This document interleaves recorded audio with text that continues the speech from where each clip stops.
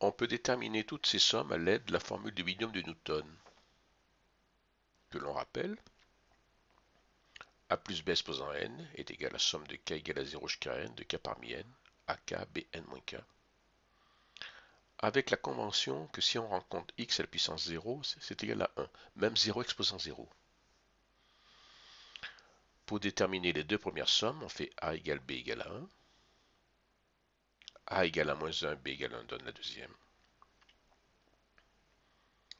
Sur la page de droite, on considère le polynôme p tel que p de x est égal à x plus 1, que je peux développer avec la formule du binôme de Newton. P est dérivable, et p' est égal à la somme de k égale 1 jusqu'à n de k, k parmi n, xk moins 1. N doit être supérieur ou égal à 1 pour pouvoir écrire ceci. Le k égale à 0 correspond à la constante de p de x, c'est pour ça qu'on a k égale à 1. Ensuite, on fait x égale à 1. De même, p' était encore dérivable. K égale à 1 était une constante, donc c'est pour ça qu'on démarre à k égale à 2. Et n doit être supérieur ou égal à 2 pour que l'écriture ait un sens. Et de même, on fait x égale à 1. Ensuite, on réajuste pour trouver les sommes désirées.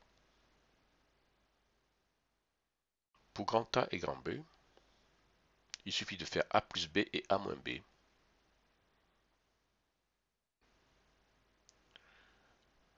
Pour grand C et grand S, pour terminer, on s'aperçoit que grand C plus I et grand S est égal, fait apparaître l'exponentielle complexe. C'est-à-dire, c'est égal à 1 plus exponentielle ix, le tout à la puissance n. 1 plus exponentielle ix, on a vu dans les complexes, que l'on peut l'écrire sous cette forme-là.